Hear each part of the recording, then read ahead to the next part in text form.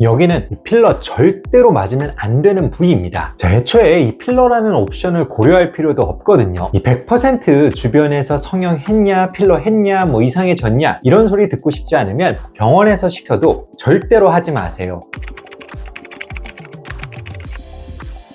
안녕하세요, 피부왕 정인입니다. 필러는 효과와 가성비 면에서는 이 피부과 최고의 시술 중 하나로 꼽힙니다. 특히 어떤 분들은 필러를 맞고 울세라 써마지를 10번 받는 것보다도 훨씬 더 만족하시기도 하는데요. 자, 하지만 반대로 필러를 잘못 받고 나서 평생 후회하는 분들도 계시죠. 자, 그래서 오늘은 필러를 어디에 맞으면 좋고 어디를 꼭 피해야 하는지 자세하게 정리해드리고 요즘 유행하는 히알루론산 스킨 부스터와도 자세하게 비교 분석해드리도록 하겠습니다. 바로 시작합니다.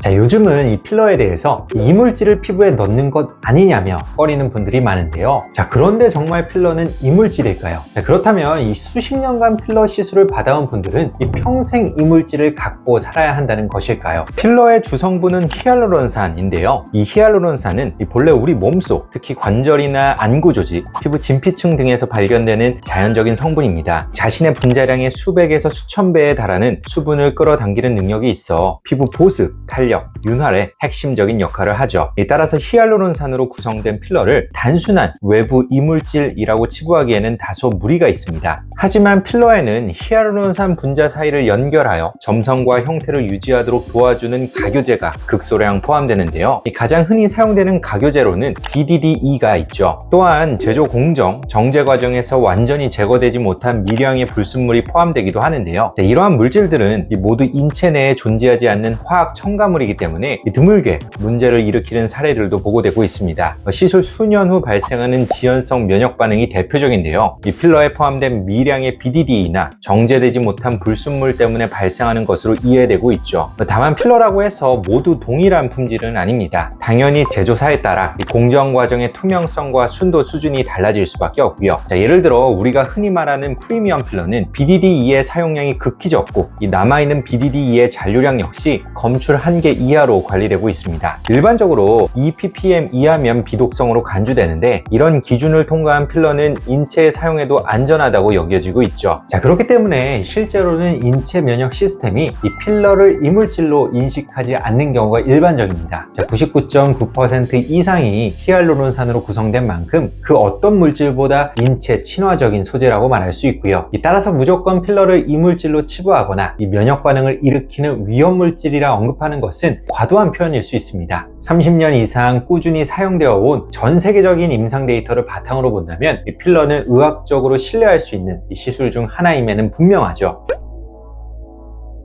자, 왜 꼭 필러여야만 할까요? 수많은 피부과 시술들이 있지만 이 필러만이 가지는 특별한 강점들이 있는데요. 자, 무엇보다 즉각적인 볼륨 개선 효과가 뛰어납니다. 노화가 시작되면 가장 먼저 나타나는 변화 중 하나가 볼륨 소실이죠. 앞볼, 눈밑과 팔자주름이 꺼지고 옆볼이 늘어지는 것만으로도 얼굴은 급격히 피곤해 보이고 나이 들어 보이는데요. 반대로 꺼진 부위가 채워지면 얼굴에 생기가 돌고 훨씬 건강하고 어려 보이는 인상을 줄 수 있습니다. 시술은 비교적 간단하지만 그 효과는 드라마틱하기 때문에 여전히 볼륨 시술의 기본은 필러라고 말할 수 있죠. 또한 필러는 볼륨의 유지 기간이 상당히 긴 편에 속하는데요. 과거에는 한 번 맞으면 영원히 남아있는 반영구 필러도 존재했지만 문제가 발생했을 때 해결이 어려워 현재는 거의 사용되지 않고 있고요. 요즘 사용되는 필러는 대부분 히알루론산 기반으로 시간이 지나면서 서서히 체내에 흡수되는 특징을 갖고 있습니다. 다만 그 흡수 속도는 필러의 종류, 가교 결합 정도, 주입 부위와 깊이, 개인의 조직 반응 등에 따라 크게 달라질 수 있는데요. 자, 일반적으로는 6개월에서 2년 정도 유지되며 일부 연구에서는 10년이 지난 후에도 이 조직 내에 미량이 남아있을 수 있다고 보고된 바 있습니다.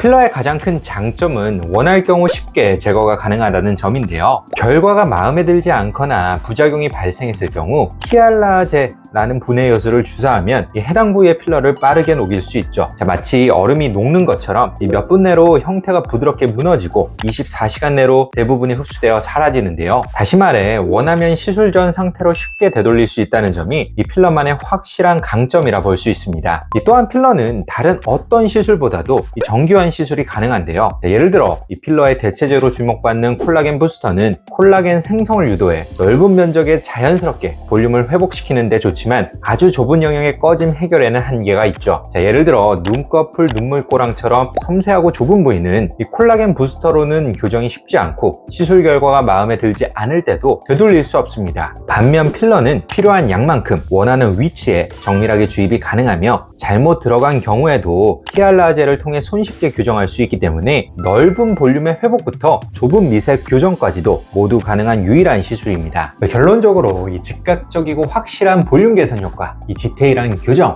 언제든 원상복구가 가능한 가역성까지 갖춘 시술은 오직 필러뿐이라고 볼 수 있고요. 따라서 필러는 여러 안 좋은 소문에도 불구하고 여전히 미용 시장에서 확고한 위치를 차지하고 있는 과학적인 선택지라 볼 수 있습니다.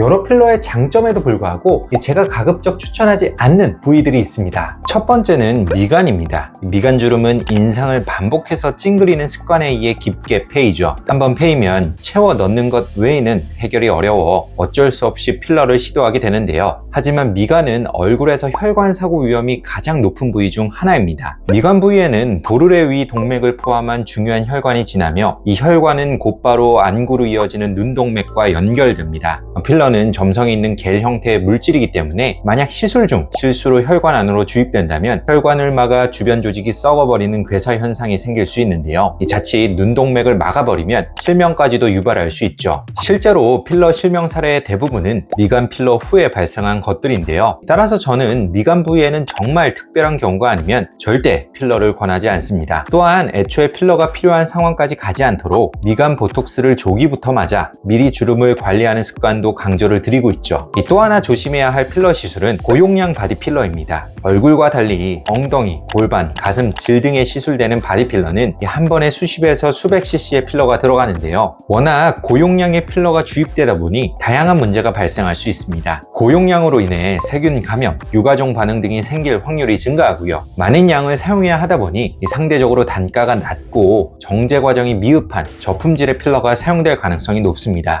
또한 문제가 발생했을 때 얼굴과 달리 히알라젤을 사용해도 양이 너무 많아 다 녹이지 못할 수도 있고요. 과량의 볼륨이 조직 내에 머무르면서 주변 조직을 압박해 장기적인 변형이나 섬유화가 생길 수도 있죠. 물론 바디 필러가 무조건 나쁘다는 뜻은 아닌데요. 예를 들어 저는 여성에서 이 직각 어깨 라인을 만들기 위해 남성에서 어깨를 넓어 보이게 하기 위해 시행하는 어깨 필러 정도는 괜찮다고 생각하는데요. 해부학적으로도 안전하고 이 시술량도 보통 50cc 이내로 조절 가능하기 때문에 상대적으로 안전하다고 보는 것이죠. 다만 이 역시도 얼굴보다는 훨씬 고용량 시술이기 때문에 반드시 이 전문가의 해부학적 지식과 경험이 바탕이 되어야 합니다. 그에 반해 필러 시술이 굉장히 유용한 부위도 있습니다. 대표적으로 저는 이마, 입술, 턱 끝을 추천하고 싶은데요. 이 세 부위는 얼굴의 중심축을 형성하는 핵심 부위이자 이 필러의 단단한 물성을 가장 효율적으로 활용할 수 있는 부위이기 때문이죠. 이목구비가 뚜렷하고 입체감 있는 얼굴을 만들기 위해서는 이마, 코, 입술, 턱 끝까지의 중심 라인을 살리는 것이 굉장히 중요한데 이 중에서도 이마와 턱 끝은 뼈의 실루엣이 그대로 드러나는 부위이므로 단단한 필러가 모양을 잡아주는 데 유리합니다. 콜라겐 부스터는 구조를 단단하게 보강하기에는 다소 부적합하죠. 입술 역시도 단순 볼륨을 제공하는 목적도 있겠지만 이 노화로 인해 전반적으로 얇고 주름지면서 안쪽으로 말리는 모양을 복원하는 데에도 매우 효과적인데요. 그러다 보니 요새는 자연스럽고 건강해 보이는 입술을 만들기 위해 젊은 층뿐만 아니라 중장년층에서도 상당히 수요가 높습니다.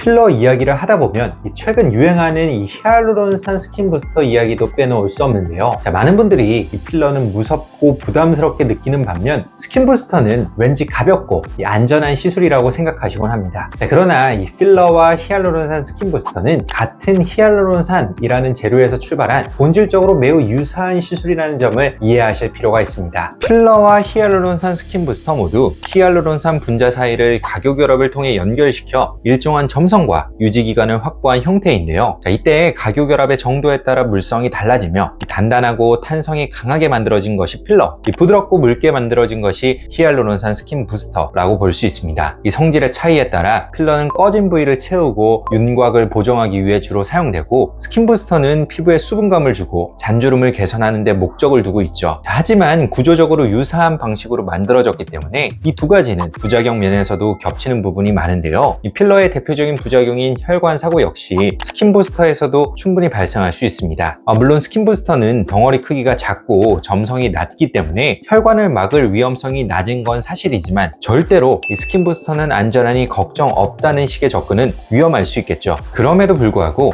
히알루론산 스킨 부스터가 많은 인기를 끌고 있는 이유는 분명합니다. 필러 특유의 이물감이나 어색한 느낌이 적고, 이 볼륨보다는 수분감 위주의 효과를 주기 때문에 자연스럽고 부드러운 피부 표현이 가능하고요. 또한 분해 속도도 빠르기 때문에 필러처럼 이동이나 처짐 등의 문제에서도 다소 자유로운 편이죠. 다만 반대로 말하면 지속력이나 볼륨 회복 능력은 필러에 비해 떨어지기 때문에 볼륨아이징 효과에 우선을 둔다면 필러가 더 적합한 선택이 될 수밖에 없습니다. 정리하자면 단순히 필러는 무섭고 스킨 부스터는 안전하다는 식의 이분법적 사고는 피하는 것이 중요하고요. 각 성분의 유사성, 그리고 장단점에 대한 충분한 정보를 바탕으로 자신의 목적에 맞는 시술을 선택하는 것이 보다 현명한 자세라 말씀드릴 수 있겠습니다. 자, 오늘은 이 필러가 무엇이고 왜 사람들이 두려워하는지, 조심해야 할 부위는 어디인지, 또 히알루론산 스킨 부스터와의 차이점에 대해서 자세하게 설명을 드렸는데요. 이 세상에 단점과 부작용이 전혀 없는 시술은 존재하지 않습니다. 이 필러 역시 예외는 아니죠. 다만 이 필러에 대해서 정확하게 이해하고 내 목적에 맞게 필러를 안전하고 신중하게 시술받는다면 분명히 이 만족스러운 결과를 얻으실 수 있을 거라 생각을 합니다. 지금까지 피부왕 정윤이었습니다. 감사합니다.